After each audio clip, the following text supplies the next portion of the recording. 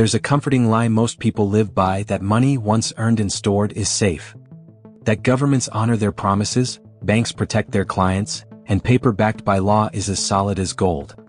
But history keeps proving otherwise. Time and again, civilizations built on financial order wake up to find their currencies worthless and their futures quietly stolen. Because money isn't power, it's trust. And trust evaporates faster than any currency ever printed.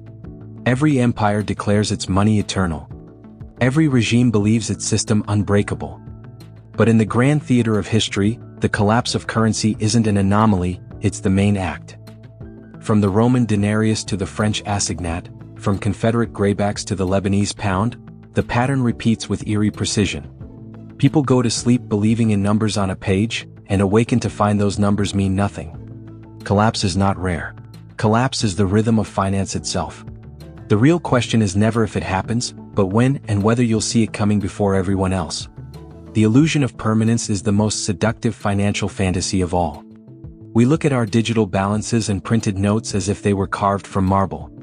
But money isn't marble. It's vapor held together by collective belief. It exists only as long as people agree it does.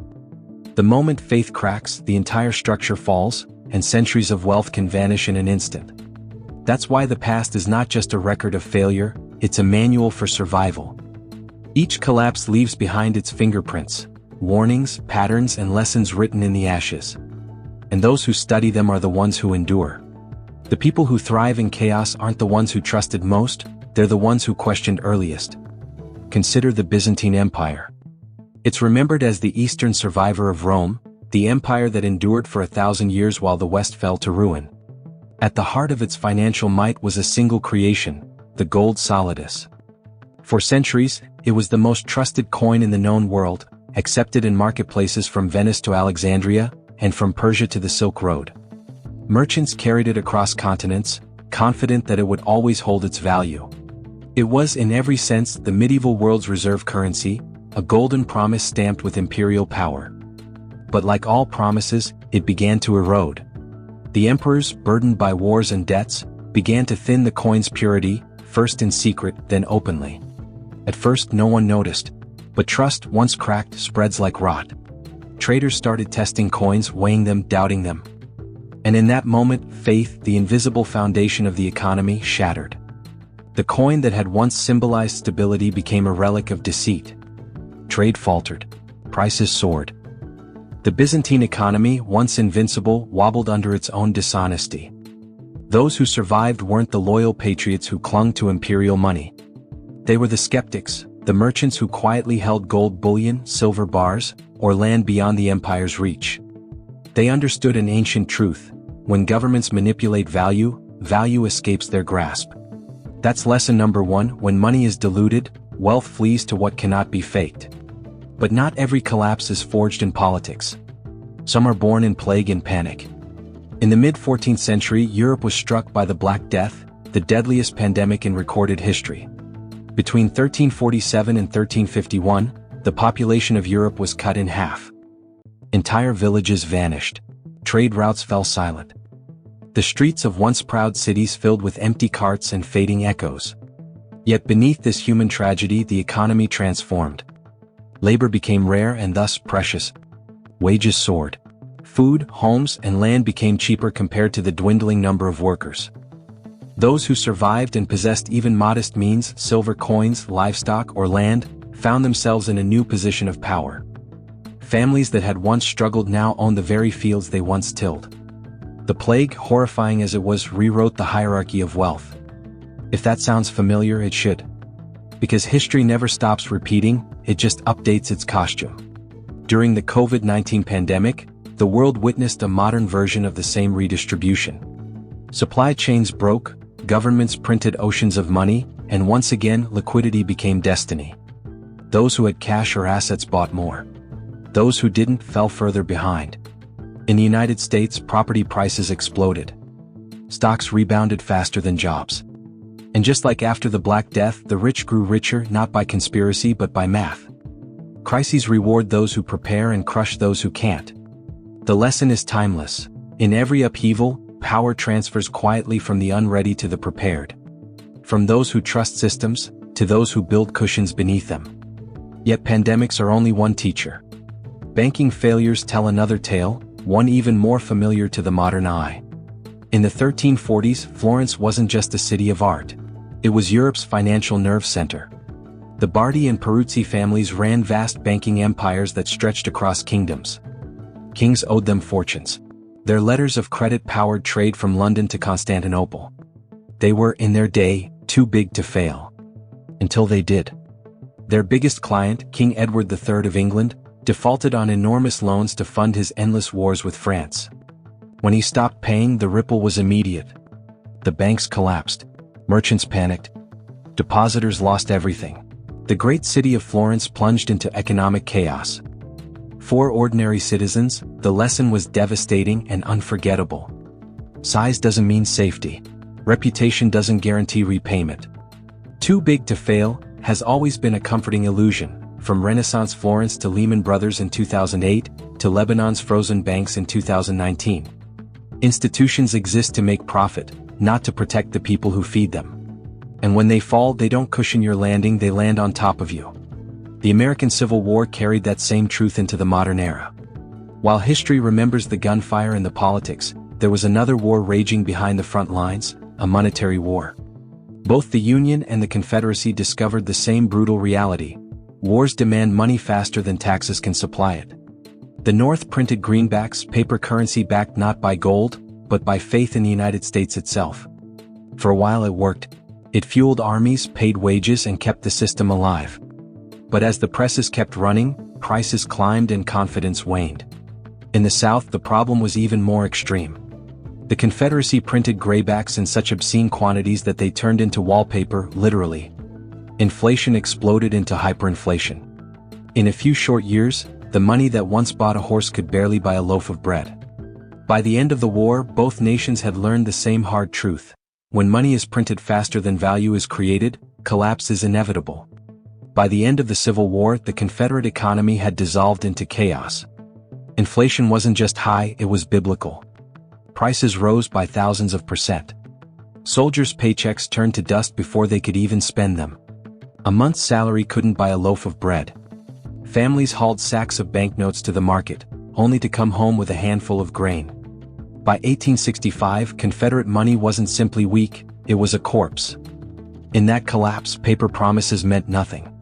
What mattered was anything real: land, food, gold, livestock, the tangible things governments couldn't print. For ordinary Southerners, this was ruin. Lifetimes of savings evaporated into meaningless paper. But for a ruthless few with access to real assets, the chaos was opportunity. They bought land for pennies, scooped up property from the desperate, and rebuilt their wealth on the ashes of trust. It's a chapter most Americans never hear about, but it should haunt every investor today. Because the United States has already lived through a currency death. And when it happened, survival didn't come from believing in paper, it came from owning value the system couldn't debase. France learned that same lesson the hard way. When revolution swept through Paris in the 1790s, the new republic promised freedom, equality, and a fresh start for money. They seized the vast estates of the church and issued assignats, paper notes supposedly backed by the value of those confiscated lands. In theory it was brilliant, in practice it was poison. The government printed assignats endlessly, each new batch weakening the last. Prices exploded. Wages froze. Within a few short years, the money of liberty had become the currency of starvation.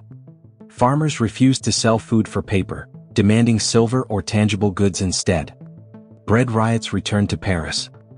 The revolution that had overthrown kings now devoured its own children. And once again, the winners weren't the patriots waving paper in the air, they were the quiet realists who held gold, property, or food, things the government couldn't conjure from thin air. The moral was simple but cruel: noble promises mean nothing when trust dies. When confidence collapses, your savings don't just lose value, they vanish overnight. 2 centuries later, the same nightmare replayed on the other side of the world. In 1997, what began as a speculative attack on the Thai baht ignited a chain reaction across Asia. Thailand's economy, heavily indebted in US dollars, was confident its currency peg would hold. But when it broke, the shockwave spread like wildfire. Overnight, debts in foreign currency became impossible to pay. Investors fled. The baht, the rupiah, the ringgit, the won all collapsed in succession. Factories closed, jobs evaporated, and entire middle classes slid backward in time. The wealthy financiers who triggered the crisis walked away with fortunes. The real victims were the ordinary citizens, the shop owners, the office workers, the families whose savings were suddenly worth half, then a quarter, then nothing. And again the pattern revealed itself. Those who had dollar savings or assets abroad weathered the storm. Those tied to local currencies were crushed.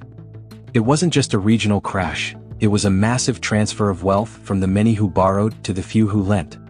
From the debtor nations of Asia to the creditor institutions of the West.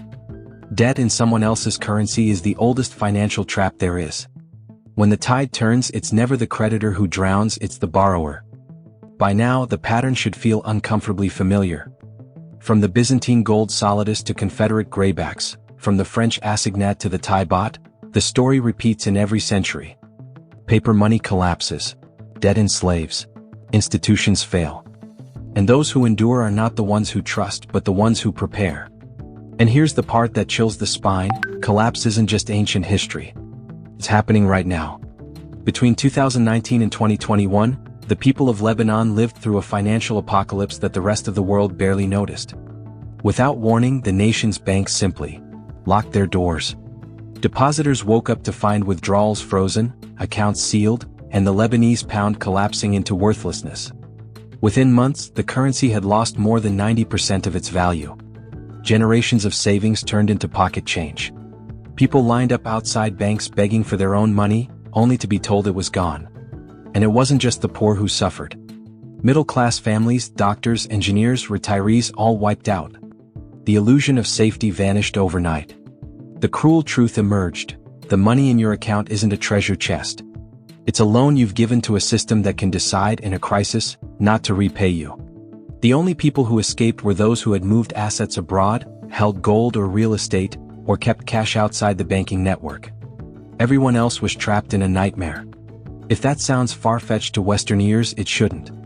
In 2008, Americans watched their homes repossessed while the banks that caused the crash were rescued with taxpayer billions. In 2020, governments printed trillions to keep the system alive, inflating the price of everything from stocks to housing, enriching the asset holders while wages stagnated. In 2023, regional U.S. banks collapsed in days as confidence evaporated, proving yet again that too big to fail is a bedtime story we tell ourselves to sleep through danger. So how do you survive when the system breaks? History's answers are scattered across centuries, but their message is crystal clear. In Byzantium, survival meant gold. After the Black Death, it meant liquidity to buy abandoned land. In Florence, it meant distrusting the bankers everyone else worshipped. In the Confederacy, it meant hard goods. In France, food and property. In Asia, it meant avoiding debt and foreign money. In Lebanon, it meant escaping the banks before they closed the vault. The pattern shifts, but the theme stays eternal. Survival belongs to those who hold real value when illusions burn away. And here lies the paradox that should keep every investor awake at night: collapse is both a tragedy and an opportunity. For the unprepared, it's ruin. For the disciplined, it's rebirth. After the Black Death, peasants became landowners because there was too much land in too few hands. After 2008, those with liquidity bought homes for pennies while millions were foreclosed. Collapse isn't only about defense. It's about positioning, having the means and the courage to seize what panic forces others to surrender. But wealth isn't just what you own. It's what you can do. Throughout history, the true survivors weren't always the richest, they were the useful. The baker who could still make bread. The craftsman who could repair what was broken. The farmer who could feed a town. The merchant who could move goods when no one else dared. These people didn't just survive collapse. They rose because of it. When money dies, productivity lives. In every crisis, people still need to eat, to build, to heal, to trade. Those who meet those needs never stay poor for long. That's the deeper form of protection, not faith in paper, not blind hope in institutions, but the fusion of real assets, real skills, and clear awareness that every illusion eventually falls. Every crisis is a transfer from those who trusted to those who prepared. From passive savers to active builders. From promises to reality. So the question isn't whether the system will fall apart, it always does. The only question is, When it does, will you be the one clutching paper or holding something real? History doesn't repeat, it instructs. Ignore it and it won't just whisper. It will crush you.